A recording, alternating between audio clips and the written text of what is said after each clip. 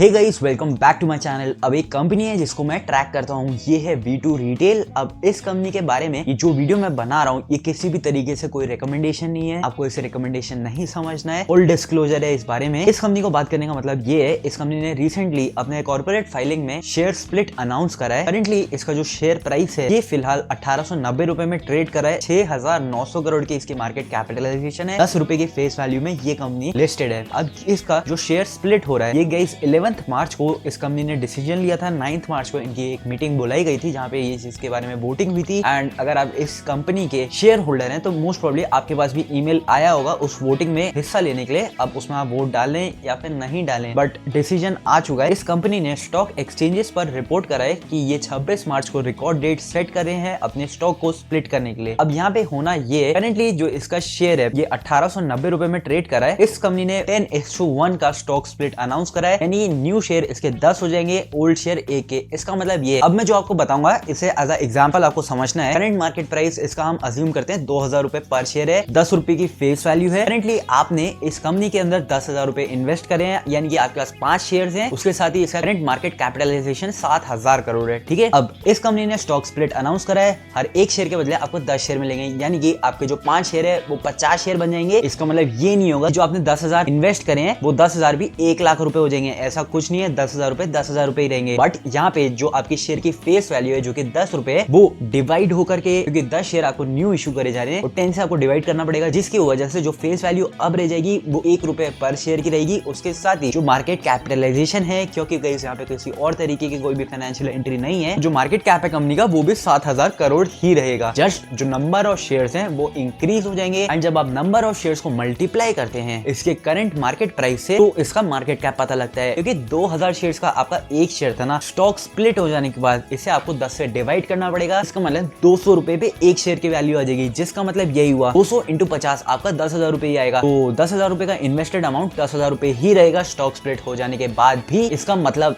As such इस stock split से आपको कोई गेन नहीं है। अब कंपनीज ऐसा क्यों करती है एंड इस केस में भी ऐसा क्यों किया जा रहा है? कंपनीज ऐसा इसलिए करती हैं ताकि जो शेयर की लिक्विडिटी है वो बनी रहे। अब फॉर एग्जांपल हम ऐसा समझते हैं कि अगर मेरे पास केवल 5,000 रुपए ही है एंड मेरे को V2 का शेयर चाहिए। अब V2 का एक ही शेयर 2,000 रुपए का है, यानी कि मैं केवल 2 ही शेयर खरीद पाऊंगा 5,000 रुपए के अंदर। बट जब ये स्टॉक स्प्लिट हो जाएगा अब शेयर 200 रुपए का आ जाएगा, जिस वजह से स्टॉक स्प्लिट होने की वजह से जो मैं 5,000 रुपए की वजह से केवल 2 शेयर खरीद पा रहा था, अब उन्हीं 5,000 रुपए की मदद से मैं इस कंपनी के 25 शेयर खरीद पाऊंगा। तो यस गाइस, जो न्यू रिटेल इन्वेस्टर्स आते हैं वो हमेशा ऐसे ही सोचते हैं, क्योंकि भाई सारे ही लोगों को सस्ते सस्ते शेयर्स खरीदने होते हैं। एंड जब शेयर का प्राइस ही इतना ज्यादा रहेगा तो उसमें इन्वेस्टर या फिर बायर कैसे ही आएगा। एंड दूसरी चीज ये भी होती है कि जो इलिक्विड स्क्रिप्ट्स होती हैं, जहां पे ज्यादा वॉल्यूम नहीं होती है, ज्यादा ट्रेडिंग एक्टिविटी नहीं होती है, ऐसी कंपनीज भी ज्यादातर अपने शेयर्स के स्प्लिट को लेके आती हैं। एंड ऐसी कंपनीज के लिए बेनिफिशियल होता है। एंड गाइस, अब मैं जो आपको बताऊंगा इसे किसी भी तरीके से अगेन भाई फाइनेंशियल रिकमेंडेशन मत समझना, बट ऐसा होता है। ये मार्केट में एक पुरानी सेइंग है कि जो भी कंपनी स्टॉक स्प्लिट को लेके आती है, ऐसी कंपनीज में आगे चल करके ग्रोथ का मोमेंटम काफी जबरदस्त बना रहता है। ऐसे स्टॉक्स काफी अच्छा परफॉर्म करते हैं। अब जैसे मैंने बोला भाई कोई रिकमेंडेशन नहीं है, फुल डिस्क्लोजर है भाई, आपको लेना है लो, नहीं लेना है मत लो। एक और चीज गाइस, यहाँ पे रिकॉर्ड डेट जो है वो 26 मार्च रखी गई है। रिकॉर्ड डेट का मतलब यही है कि इस डेट से पहले आपके पास शेयर होनी चाहिए। एंड अगर आपके पास इस डेट से पहले शेयर हैं, अभी आपके शेयर स्प्लिट के लिए कंसिडर किए जाएंगे। अब क्योंकि अब T+1 का सेटलमेंट डेट आ चुका है, इस वजह से एज सच कोई परेशानी नहीं आनी चाहिए, क्योंकि यहाँ पे आपको कोई गेन भी नहीं होने वाला है, ना ही कोई लॉस होने वाला है। इट विल बी बेटर कि आप ये जो एक बार स्प्लिट हो जाए उसके बाद ही ऐसी कंपनीज के अंदर पोजीशन लें, अगर आपको यहाँ पे इन्वेस्ट करना भी है तो। एंड आई रिमेंबर कि मिर्जा इंटरनेशनल करके एक कंपनी थी, उस कंपनी ने गाइस अपने स्टॉक का डीलिस्ट कराया था। कहने का मतलब है जो आपने रेड टेप कंपनी के बारे में सुना होगा, वो कंपनी कोई IPO को लेकर के नहीं आई थी। इस कंपनी ने इस तरीके से लिस्ट कराई थी, इसने मिर्जा इंटरनेशनल के एक पार्ट को डीलिस्ट कराया था। एंड देन लेटर ऑन 5, 6, 7, 8 महीने के बाद रेड टेप लिमिटेड लिस्ट हुई थी। एंड मेरे को इसके बारे में कोई भी आइडिया नहीं था। उस टाइम मैंने भाई बहुत नुकसान उठाया था, क्योंकि उस टाइम आई रिमेंबर कि मिर्जा इंटरनेशनल का जो शेयर प्राइस था वो 200, 300 या फिर 400 रुपए पे था।